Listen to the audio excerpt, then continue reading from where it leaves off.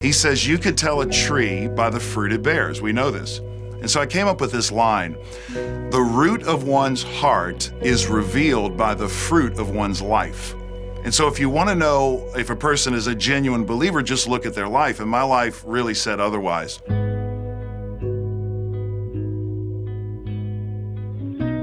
So you're in the Nashville area. You've got this thriving church that you're pastoring. You're passionate about discipleship, but that wasn't always the case. Can you share with us your story of faith?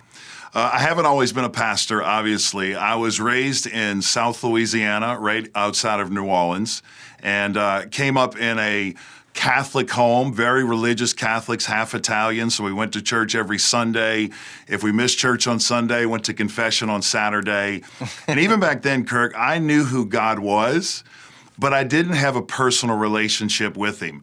I knew God as this authoritative, dictative leader, or kind of a leader that was out to get me every time I would do wrong. And I went to church like this. I would go in on Sunday, expect the peace of God to come over me, and then I would go live like I wanted Monday through Saturday, go back to church, and do it all over again. And what I realized was that doesn't just happen in a Catholic church, that happens in the Baptist, Presbyterian church as well. But I went to college. I was supposed to go to college at UNC Greensboro to play basketball. I had a scholarship to go play there. But I was dating a girl in high school, and you know when you're in high school, you think this is the one. And so she's going to LSU in Baton Rouge, and she said, how are you going to go that far away to play basketball? And so I literally opened the phone book up. I mean, this is true. We opened the phone book and found this school called William Carey College in Hattiesburg, Mississippi. Have you heard of the school before? I've heard of William Carey, but I'm not as familiar with the school. Yeah, neither had I. I'd never heard of this school either. I went to this college. I called the coach. I said, can I try out for the basketball team? And he said, you're crazy. The school starts in 2 weeks. We already have the team picked. And I said, Coach, just let me try out for the team. And hesitantly, he did. And my mom told me, she said, son, told me this years later, she said, son, you've never played basketball that good before that day. And frankly, you've never played that good since that day. But on that day, it was like the greatest tryout I'd ever had in basketball. And the coach called me 2 days later, and he said, I'll give you a full ride to play basketball at William Carey. When I got to the campus, the girl I was dating thought I was cheating on her. And within 2 weeks, she broke up with me. So here I am on the campus of which I find out afterward, a Roman Catholic on a Southern Baptist campus. And if you know what that means, I am the target of every evangelism class on campus, right? Who do we tell about Jesus? Robby needs Jesus. Kirk, I would cruise through the campus in my Ford Mustang, blaring the unedited version of Tupac Shakur from 2 10-inch bazookas in the trunk. And I'm telling you, I was as lost could be.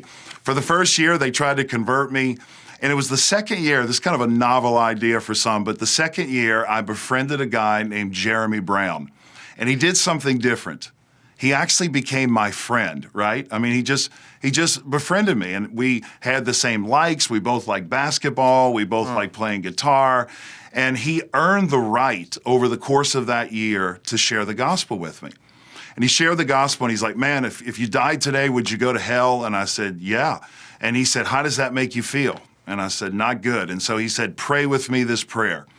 And I'm telling you, I prayed that prayer back then, and for about 2 weeks, I actually thought I was a believer. I really did.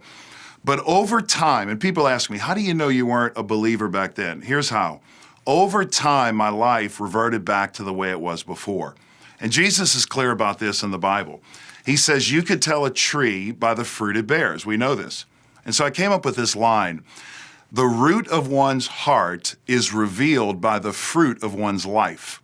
And so if you want to know if a person is a genuine believer, just look at their life. And my life really said otherwise. I got out of college in 1998.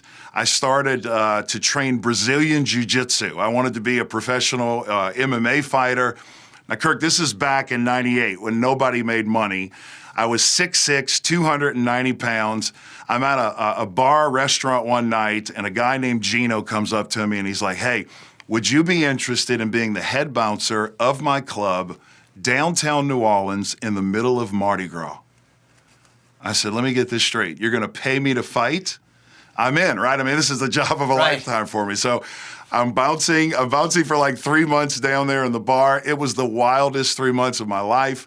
I realized I needed a career change when I was escorting two guys to the parking lot, saying things obviously I can't repeat here. And as I walked them to the car, one guy leans over, pulls out from under his seat a loaded 9mm gun, puts it toward my face, and he says, "Now tell me what to do." And I'm like, okay, I need a career change. I talked to the boss. He said, all right, we'll move you. It'll be a lateral move from bouncing to bartending, right? Seemed like the best move at the time.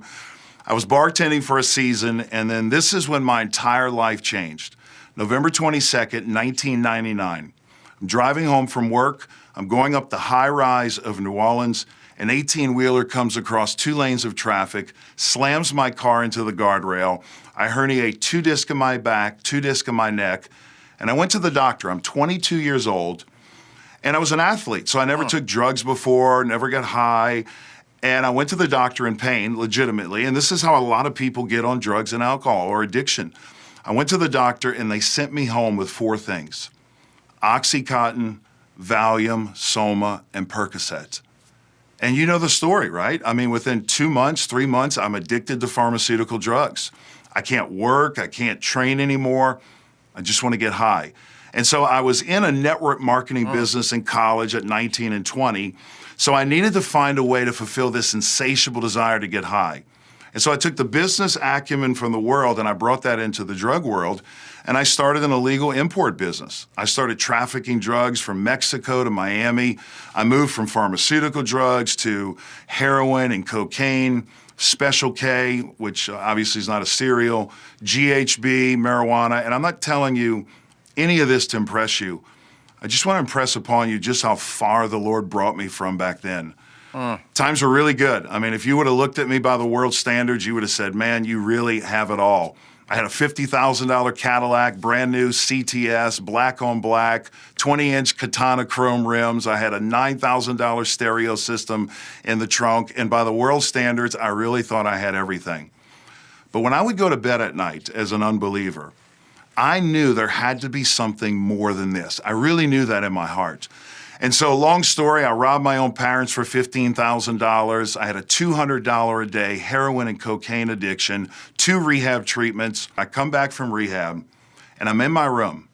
I'm not in a revival service. I don't have a dad that's a pastor, never really been to a Protestant church at the time, but I was desperate. And I decided in my mind to try Jesus. And I thought, what else do I have to lose? I'd lost 8 friends to death of alcohol and drug-related incidents. 6 went to jail, and I thought I might as well try Jesus. And here's what I did. I took the little bit of faith I had, and I put it in as much of Jesus as I knew. And I had this radical 24-hour Paul-like conversion where my whole life was changed. And the day I was saved, really radically saved, was the day God called me into ministry. And it doesn't always happen that way, but it happened for me. And so since that time, I've had the privilege of just kind of growing in the faith. And so I was excited. My nickname was Ignorance on Fire early on. And I didn't know why I believed what I believed, but I was learning. I met a man at church one Sunday, and this is where the whole discipleship thing comes into play. He looked about 15 years old, Kirk. His name was David Platt. And some know David as an author, the author of a book called Radical. He does this nighttime gathering called Secret Church. Yeah. But back then, he was just a church member. He was a seminary student. And David came up to me one Sunday, and he said, Robbie, would you be interested in gathering once a week to study the Bible, memorize Scripture, and pray? I said, David, I would love to. He said, pray about it. I said, I already have. When do we meet? And Kirk, for the next 2 years, every Tuesday and Thursday, David and I met. We started over chicken at the General Tso's Chinese restaurant. We ate pizza together. And then David encouraged me to go to seminary. David encouraged me to be a pastor. And so I'd say all that to say, I'm the product of discipleship. That's why I'm so passionate about discipleship, because I asked myself the question, how different would my life be today if David and others hadn't mentored me back then? Hi, I'm Kirk Cameron. Thanks for watching my interview with Robby Gallaty. Please be sure to like and subscribe so you don't miss any of our videos. And don't forget to share your takeaways from this conversation in the comments below.